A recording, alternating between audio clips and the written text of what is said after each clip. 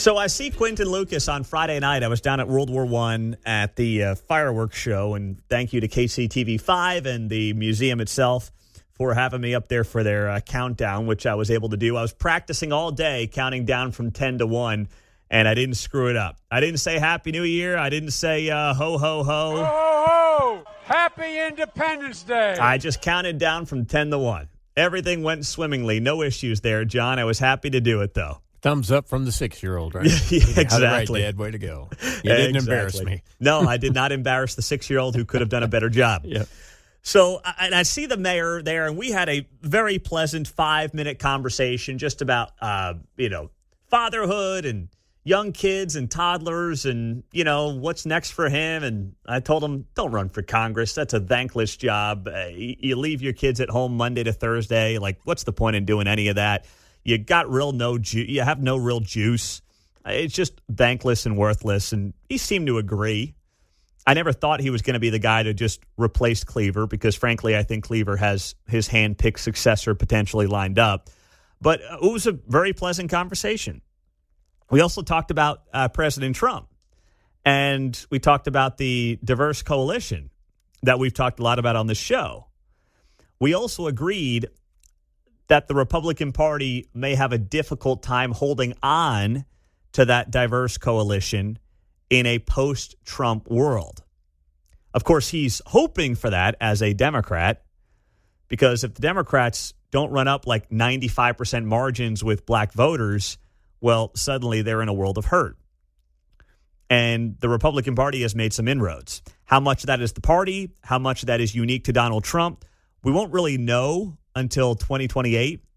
But obviously, as he was noting, he's like, my Democrat friends, they want to move on. They want Trump gone because they realize Trump is such a force, even though they try to downplay him and arrest him and the whole deal for the last few years. So it was a good conversation. Had a good time. Enjoyed catching up. And then the next day, I see he goes on Al Sharpton's show. And I'm like, man, what are you doing? And we literally talked about, and I'm not going to get too much into this because it was a private conversation, but what his future aspirations might be, what that looks like. Is there something regionally? Is there something, at the state level? And then I see him going Al Sharpton, and I'm like, man, that is just getting into the niche demographic. There's not a big Al Sharpton coalition in Missouri or Kansas City. I promise you there isn't. Show some RESPICT. I won't do it, Al, because that coalition here is not big. But the mayor goes on there, and we played the clip this morning of what he said regarding the big, beautiful bill and Medicaid cuts and things like that. But this one really stood out to me, and the mayor shared this one on his personal social media over the weekend. So I don't think it was by accident. He was trying to show off a little bit on this clip. But what we will make sure that we do as mayors of cities is stand up for the rights of people. I'm not making compromises on the rights of people to exist. We are not making compromises on DEI in America. We need to make sure there are more black people in positions in places like Kansas City. And we're going to continue to do that no matter what the administration is saying ahead. Isn't that illegal? We are going to hire people based on their skin color? So we're not going to hire the best people for the job in Kansas City, or we might, but we will give the race of the individual applicants some potential perks or a leg up if they are of a certain color. I thought the Supreme Court took care of that recently. Said that's got to go. That can't happen. We're not doing this anymore. So of all the things the mayor said to the Reverend, and I use that term very loosely, of all the things the mayor said to Mr. Sharpton there, Al might be the better way to refer to him, that's the thing that he wanted to share. Why? What's the purpose? The mayor's a smart man.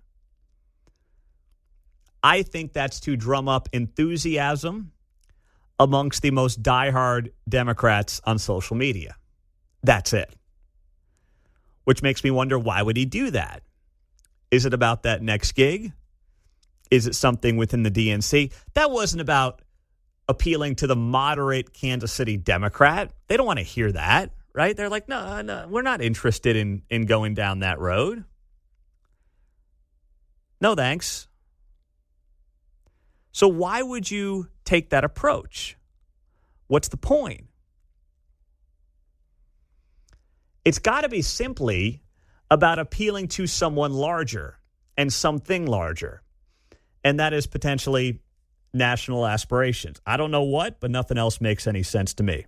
Paul is on KCMO Talk Radio. He is in Kansas City. What's up, Paul? Good morning. Hey, good morning, Pete. Yeah, I was just wondering, do you think that Mayor Lucas is going to follow Zohan the Destroyer? He sees a path for that socialist ditch of the Democratic Party on the national level?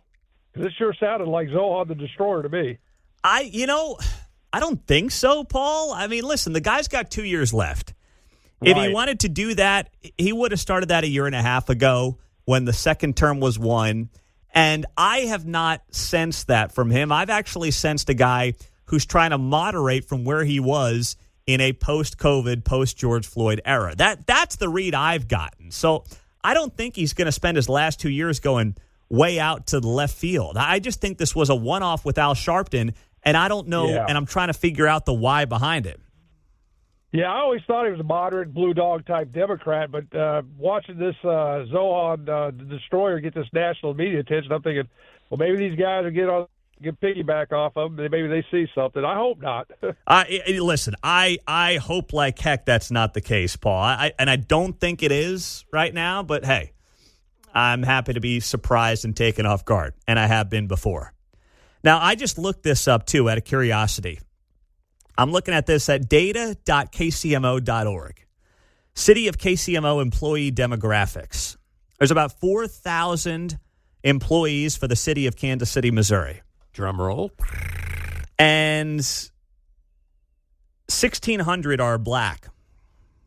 So about 40% of the city's employees are black in a city that is about 28% black. My personal opinion living here all my life, but visually, yeah, I didn't think we had a shortage. No. Visually, I've lived here all my life, Yeah, I mean, that is clear as day. You have right now a much larger percentage of employees in Kansas City, Missouri who are black compared to their percentage of the population. And the mayor is insisting that we will make sure that we continue to hire in part based on race. And one race in particular will be favored. And it happens to be a race that, based on the numbers, is already overrepresented at the municipal level when it comes to employment. Please make it make sense.